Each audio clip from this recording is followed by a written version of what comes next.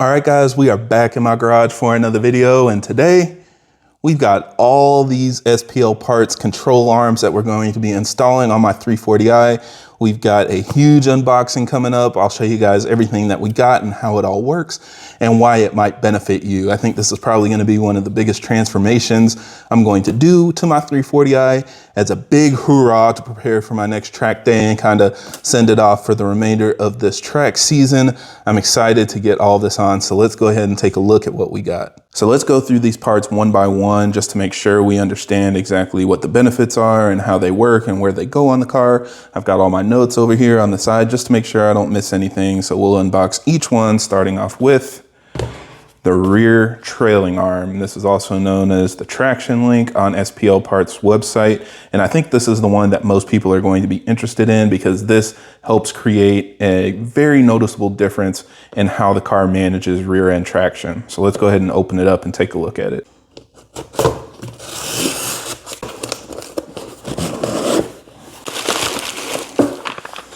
All right, and so this is what the rear traction arm looks like, or the rear trailing arm looks like from SPL Parts, and it has a lot of key benefits. So this is your arm, and this is what it looks like, and like I said, this is probably the main one that a lot of people want, whether you're driving on track and road courses like I am, or you're drag racing. This is probably going to make the most noticeable difference based on my understanding. So this goes on the lower control arm side, so it's going to go underneath your knuckle, and as you can see, most of your arms go like this, right? So your drive shaft is right there, your differential's here, and the arms kind of control how the wheel goes up and down. But the difference with the trailing arm is it's actually not straight towards the differential, it actually goes towards the center of the car. So instead of just controlling how the wheel goes up and down, it also limits how the wheel moves forwards and backwards. So that's why it can create such a dramatic difference, because it also, limits how much the wheel moves forwards and backwards in the car. So like a lot of SPL arms, or pretty much all of their hardware, it comes with these spherical bearings, and it replaces the rubber bushings in your car that can have some deflection, and that allows the control arm to move around a little bit. Now you're gonna have this solid bearing, and one thing that's special about SPL Parts is all of their bearings are Teflon lined, and so what that means is the bearings are going to be a lot quieter. It's going to allow them to last longer, and overall just have better performance and a better experience for a car. Especially if you're driving like me and your car is kind of dual duty, it'll give you a lot of benefits, even though it also gives you that improved performance and stability. So by doing that, you're going to limit the deflection that you would normally get with that rubber bushing. And what that means is it's going to help eliminate wheel hop. And what wheel hop is basically when you're launching the car or driving it really hard and it begins to lose traction, it doesn't just spin. A lot of times there are going to be other harmonics and things in your suspension that are going to transfer to the wheel. So that means while it's sliding and spinning, it will also bounce up and down as it's fighting for traction, or sometimes it'll move forwards and backwards while it's fighting for traction. So by switching to this link, what you're going to do is remove all of the deflection that's basically happening in this trailing arm, so that you can reduce how much wheel hop you're going to get. So again, if you're drag racing your car, if you're roll racing your car, anytime where you might be traction limited, this will help eliminate unwanted vibrations from the rear end that can cause the car to have that skipping you might experience when it tries to launch. So this is really key to not just stability of the car and managing traction, but also safety. A lot of those vibrations can damage axles, it can damage drive shafts, it damages your differential. So you really don't want that. So this will help improve the reliability of the entire system when you're pushing a lot of power or just driving it hard to a point where the wheels might spin. Now, the other nice thing is this is adjustable, and I'll show you a little bit more on the other arms, but this center section can actually spin, and as it spins, you're going to notice that this basically can extend or retract. It's on there pretty tight, but with the appropriate tools, if you use a box wrench, you can basically install this on your car. You loosen these nuts that are clamping it down, and then you just spin this one center rod. You don't have to mess with two different wrenches and stuff and try to tighten two different things at the same time. You just loosen this bolt that's right here, and that will allow you to basically turn the center section so that this will be longer or shorter. And by changing the length of this arm, you can adjust characteristics of your car like bump steer and other things in your alignment that will allow you to maybe fit a wider tire or, you know, change how your car squats when you launch it. So it helps just manage the balance of how the car puts power down and how everything reacts in the rear end when you're driving your car hard. Again, this is both for drag racing and roll racing, as well as driving on track. If you're going around a turn really quickly and you try to put the power down, the wheels might spin, you might have some instability, especially if you have an upgraded turbo like I do.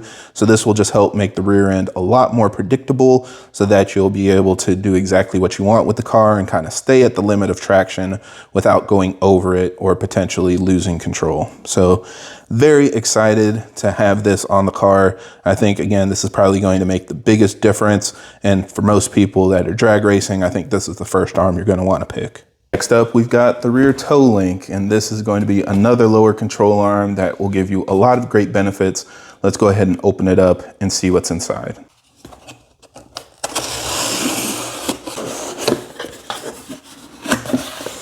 All right, so this has a couple extra pieces, which we will talk about. It's got some extra hardware, but then let's go ahead and take out the arm.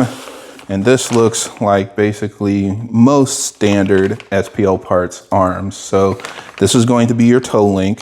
It is adjustable from the factory. So on your stock control arms, there is an eccentric bolt at the subframe. And by turning that bolt, you essentially push the control arm out or pull the control arm in. And what that does is it adjusts the toe in the rear end. So that's basically how straight your rear wheel is.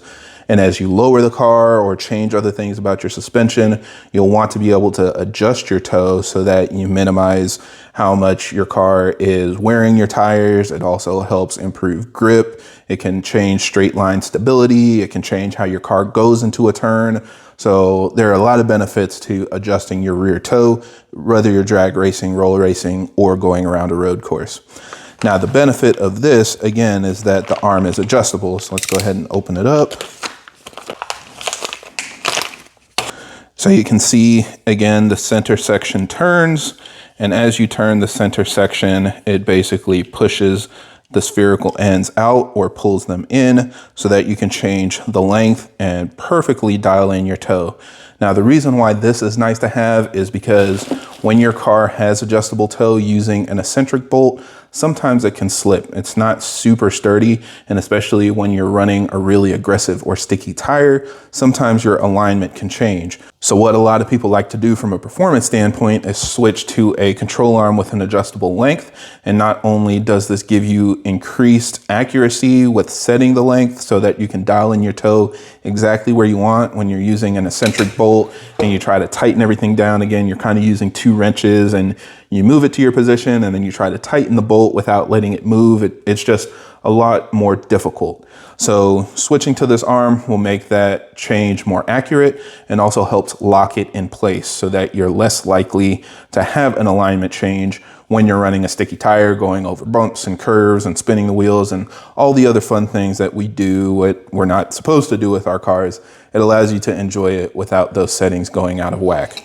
Now, along with this, it also includes the Eccentric Lockout Kit. So this hardware will actually replace the hardware that's going over your eccentric bolt and will lock it in place so that it can't move anymore. So this will set your toe essentially back to zero or like the middle position on your car, and then you'll only change your toe by adjusting the length of this control arm. So completely changes how this works. It's a complete solution so that you're not trying to both change the length of the arm and adjust an eccentric bolt. It moves everything to the preferred method of setting your alignment by using the control arm. So you're gonna wanna get both of these. It is a kit that comes all together. Just make sure you're getting the kit that includes everything.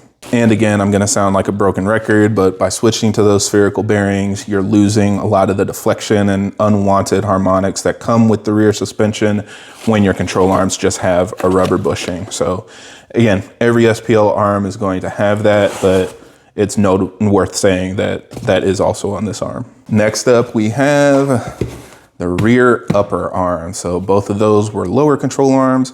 These are both upper control arms. Let's open this up.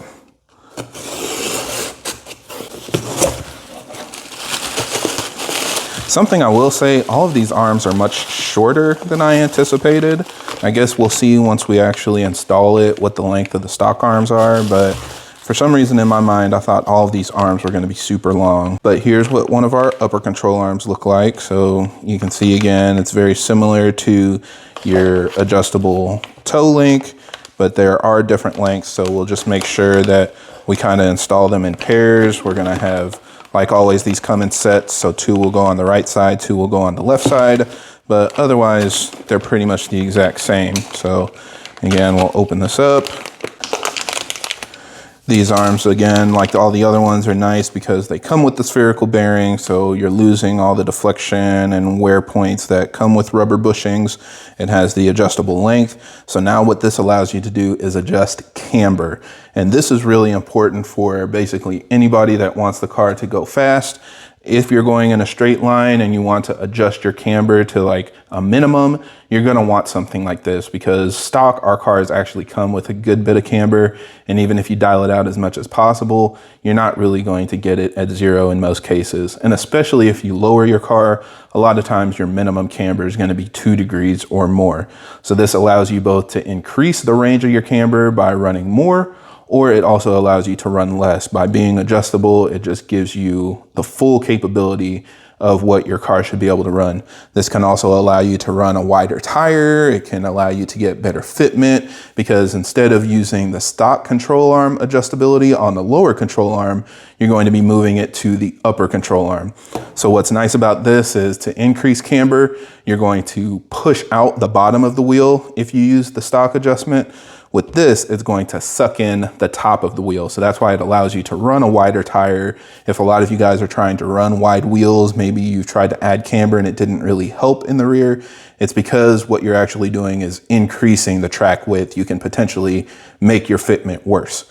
So by using these, you can actually suck in the top of the wheel so it goes up into your quarter panel, prevents it from rubbing, all the other benefits that come with that. You know, obviously that's nice to have. On my car, I only lowered it to increase my camber because my maximum camber at stock ride height wasn't enough. And it would have been nice to have something like this to where I wouldn't have had to lower my car and could still increase my camber to get all of those benefits. So again, just another way to skin that cat. If you want more camber or less camber than what your factory configuration allows, this is going to be one of those mods that helps you get there. So 2 control arms, both of them go on the top. Like most things, we'll show you when we get over to the car and do the actual DIY, but we're going to start at the stock length, and then you'll want to bring this to an alignment shop that can accurately adjust all the arms to set camber and all your alignment settings exactly where you want it. But yeah, basically all the same stuff like the adjustable toe link. We're going to have improved capability to adjust and dial in your exact alignment specs. It's going to be more consistent and stable because you're no longer relying on that eccentric bolt, and it's going to be easier for you to change yourself, especially if you want to maybe make slight tweaks at the track to see how different alignment settings work and change your performance. This is going to be the preferred method to do it for most DIYers. Now, as you saw, that did not come with a method to lock out the factory control arm's eccentric bolt. And the reason is because the stock control arm is very big. That's what holds your shock. It's what holds your spring. So SPL Parts doesn't make a replacement for that for our cars, but they do still sell a separate eccentric lockout kit. So that's what this is. Let's open it up. And as you can see, it's the same hardware that came with your toe link. So just make sure that you get this, but if you do get this, your only camber adjustment will be with the upper control arm. So you have to get the upper control arms to be able to adjust camber.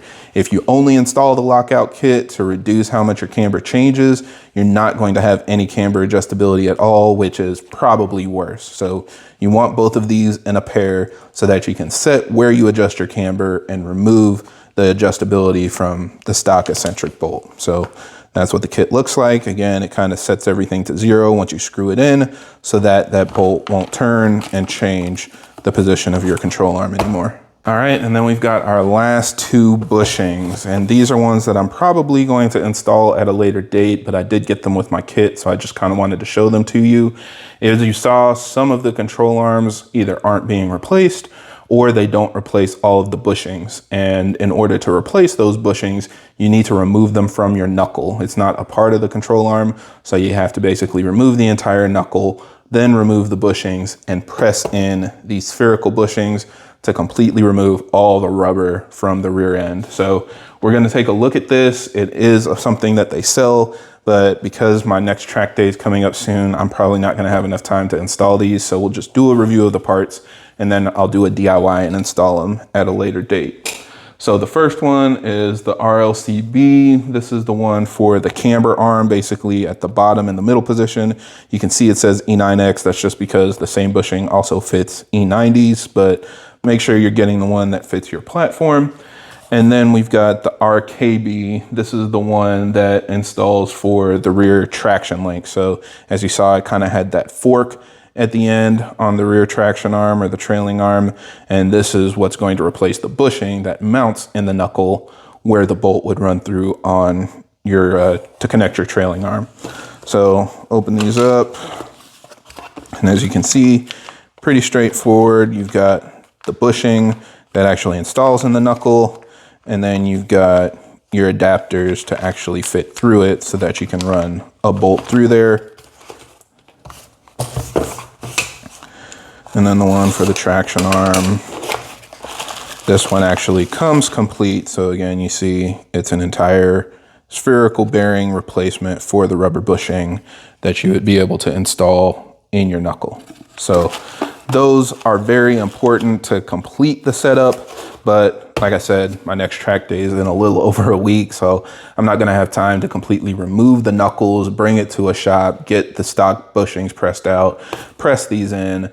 I might even try to DIY it at home if I get the right tools for it, but we're gonna run out of time. So for now, we're gonna leave the rubber bushings in the knuckle and just replace the control arms and the stuff that's more bolt-on. And then we'll see at my next track day how all of this will work. So next video will be a DIY of the control arms. I'll show you guys how to install it. I'll be putting it on my 340i. And then as always, stay tuned. Like I said, we're going back to the track, so we'll see how this changes the handling on my big turbo car. Hopefully it allows it to rotate better and manage traction better without, you know, slipping out the rear end and all the stuff I was fighting earlier this year. I'm really excited to see how this changes how the car behaves. So stay tuned, and I'll be posting my review of that in the future. But for now, that's it for this video, guys. So thank you for watching, and I hope this helps. And if you have any other questions or comments, leave them down below.